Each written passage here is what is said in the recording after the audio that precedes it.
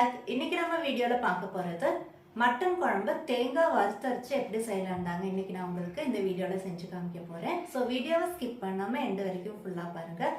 அதே போல நம்ம ஹெல்த்தி மீல்ஸ் தமிழ் சேனலை நீங்க இது வரைக்கும் சப்ஸ்கிரைப் பண்ணல அப்படின்னா ப்ளீஸ் கீழே இருக்கிற சப்ஸ்கிரைப் பட்டனை கிளிக் பண்ணி சப்போர்ட் பண்ணுங்க. இப்போ நம்ம தேங்காய் வறுத்தரைச்ச மட்டன் குழம்பு எப்படி செய்யலாம்னு பார்க்கலாங்க. இன்றைக்கி நம்ம மட்டன் குழம்பு டைரெக்டாக குக்கர்லேயே தாங்க செய்ய போகிறோம். அதுக்காக இங்கே ஒரு குக்கர் எடுத்து அதில் 2 டேபிள் ஸ்பூன் ஆயில் விட்டுருக்கேன். ஆயில் லைட்டாக சூடாகி வரும்போது அதில் கொப்பரை தேங்காய் நான் இதே போல் பொடியாக நறுக்கி எடுத்துருக்கேங்க. சப்போஸ் உங்ககிட்ட கொப்பரை தேங்காய் இல்லை அப்படின்னாக்கா நார்மல் தேங்காய் கூட இந்த மாதிரி பொடியாக கட் பண்ணி போட்டுக்கோங்க. இதோட டேஸ்ட் A1 இருக்குங்க. இது கூட 2 காஞ்ச மிளகா இதே போல் 2ஆக கட் பண்ணி போட்டிருக்கேன். கூடவே கொஞ்சமாக கருவேப்பிலையும் போட்டு நம்ம போட்டிருக்கிற தேங்காய் நல்ல ஒரு கோல்டன் ப்ரௌன் ஆகிற வரைக்கும் வதக்கி எடுத்துக்கலாங்க.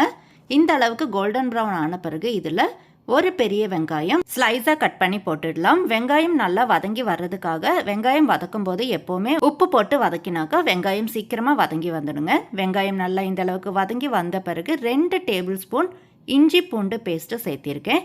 இதோட பச்சை ஸ்மெல் போகிற வரைக்கும் நல்லா இதே போல் வதங்கி வந்த பிறகு இதில் 2 மீடியம் சைஸ் தக்காளி ஆட் பண்ணியிருக்கேங்க.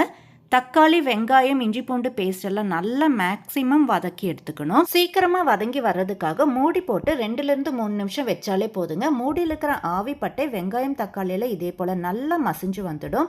பாருங்கள், வெங்காயம் தக்காளியெல்லாம் சூப்பராக மேஷ் ஆகி வந்திருக்கு.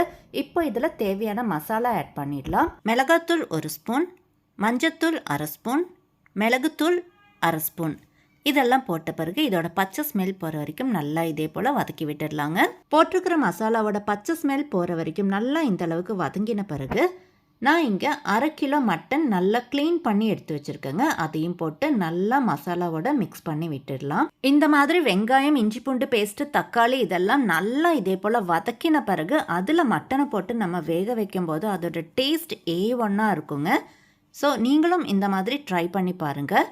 இப்போ இதில் தேவையான அளவுக்கு தண்ணி, அதாவது மட்டன் வேகிறதுக்கு தேவையான அளவுக்கு தண்ணியும் ஊற்றி குக்கர் மூடி போட்டு 4 விசிலுக்கு நான் இங்கே வேக வச்சுக்க போகிறேன்.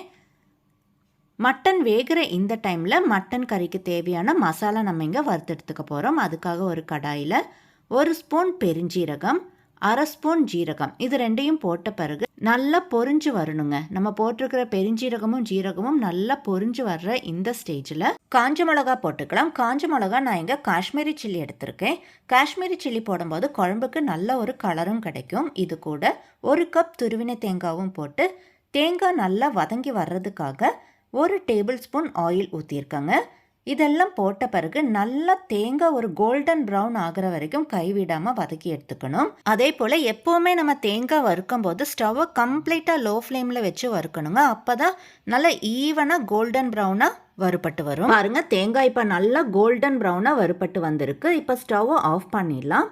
இதில் 3 ஸ்பூன் மல்லித்தூள், 1/2 ஸ்பூன் கரம் மசாலாவும் சேர்த்திருக்கேன். நான் இங்கே மல்லியும் கரம் மசாலாவும் பவுடராக போடுறதுனால தான் இப்படி கடைசியாக ஸ்டவ் ஆஃப் பண்ண பிறகு போட்டிருக்கேன். சப்போஸ் நம்ம முழுசாக போடுறதா இருந்த மல்லியும் கரம் மசாலாவும் ஃபுல்லாகவே முழுசாகவே போடுற மாதிரி இருக்குது அப்படின்னாக்கா நம்ம ஃபஸ்ட்டே போட்டுடலாங்க.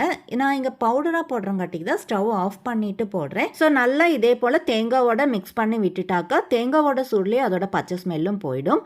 இது இப்போ நல்லா ஆறின பிறகு ஒரு மிக்ஸி ஜாரில் போட்டு நல்லா பேஸ்ட்டாக அரைச்சி எடுத்துடலாம். தேங்காய் வறுக்கிற இந்த டைமில் குக்கர் 4 விசில் வந்து ஸ்டீம் எல்லாம் போய் ஓப்பன் பண்ணுறதுக்கு ரெடியாக இருக்குது. ஓப்பன் பண்ணி பார்த்துடலாம்.